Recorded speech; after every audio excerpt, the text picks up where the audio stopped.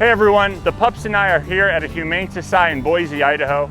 Every year, millions of dogs are abandoned, dropped off, and found. They come into the shelter matted. You're not even able to see the beautiful dog that's underneath all of the fur. While rescue organizations are working tirelessly to help these dogs, unfortunately, not even half of them are getting the grooming that they need. Once the dog is free of all the mats and dirt and excess fur, the dog now is happy. You can truly see its true colors. This is what we need in order to get the dogs adopted. Thanks to grooming supplies donated by WAL, 100 different shelters will get the grooming supplies they need to get thousands of dogs adopted across the country. WAL, Greater Good Charities, and the Animal Rescue Site teamed up to donate grooming supplies and funds across the country to make sure that these dogs are getting exactly what they need to increase their chances of adoption. Visit dirtydogsgallery.com to see some amazing makeovers. You can even vote for your favorite dog and learn how you can help support dog adoption. All right guys, so we just got into the Humane Society. Obviously we have some lovely cats behind us, but we're here to talk about dogs and WAL. And one thing that I've noticed and realized recently is that I've never really asked enough questions about grooming and the importance of grooming. And I'm learning so much through this process right now because those of you who've been following me, I talk about dog adoption so often, very heavily, especially for the past 3 years. And I actually met, this is Christine. Hello. And I met Christine while I was traveling doing my thing. I think it was, what, 2 or 3 years ago? Yeah, a couple, we've met a few times. Yeah, we've had quite a few events here, and I've never talked about grooming, so that's something I want to learn more about now. Out of the stray dogs, or just dogs in general that come here, how often do you have to immediately get these dogs groomed? So a lot of the dogs that require grooming are dogs that have been neglected. So that means their owner hasn't been taking care of them. Sometimes they have been found out in the wilderness, or they were from a shelter that just was in an underserved community and didn't have the resources to help. Dogs don't typically have as bad of mats as cats can. However, we do see some, but in general, most of the grooming that needs to take place is a quick cleanup. Make them look good for the adoption floor so that they can find their forever home a little more quickly. Got it. I've seen so many videos online, like before and after, where a dog will come into a shelter or be rescued from a rescue group, and you think that this dog is really just a big mop. Like you can literally not even see his or her eyes. And then the before and after, it's not even the breed that I thought it was. It's a completely different breed, a completely different dog. Do you guys experience that here every now and then? Absolutely. We have a lot of animals when they do have matting and they have those stickers stuck in them, so they can get burrs. They can get cheatgrass stuck on them, and then that cheatgrass can work its way into their skin. It can go into their paws, into their ears, their mouths. Sometimes it will require surgical removal.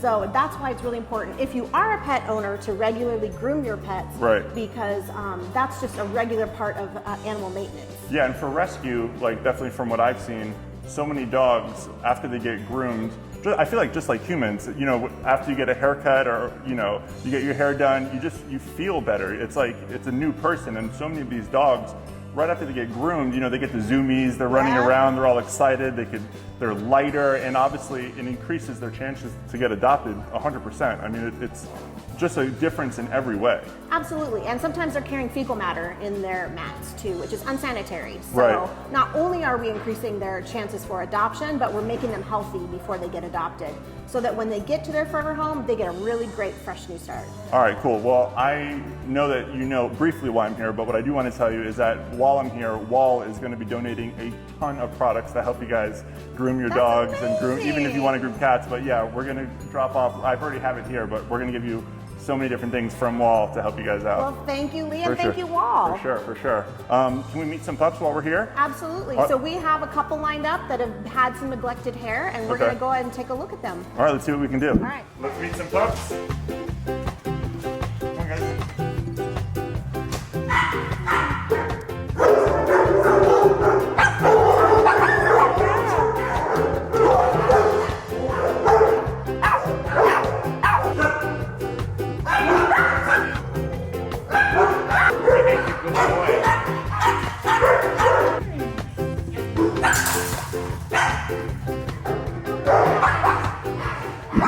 All right, Christine, so I don't know anything about grooming. I've already made that clear, but it looks like we have more than what we need. I think WAL sent us probably the right amount. Can you kind of walk me through this and let me know what's going on here?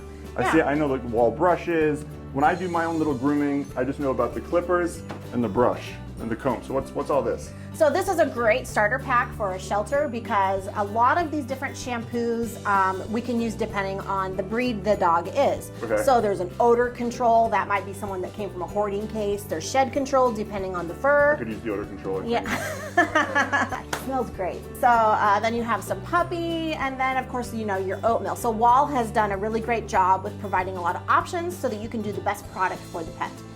These brushes are really cool because depending on what kind of animal you have, like that dog, their fur might be less or more matted. Yeah, this is and de-shedded, detangled. Yeah, and having the right tool to help get those tangles out pain-free is really important. Finally, I would say these are really fantastic, these little wipes, because we do a ton of transferring here at our shelter. We bring in animals from all over our state.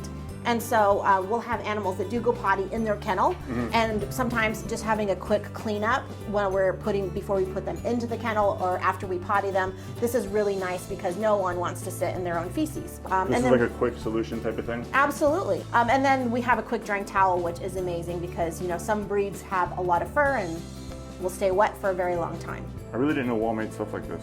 It's awesome. Yeah, good stuff. Thank you so much. Well, thank you for coming, and thank you, of Wall. course. This is awesome. Guys, one of the best things about grooming, especially a pup like this, is you can actually tell the sex of the dog. This whole time we thought this was a little girl.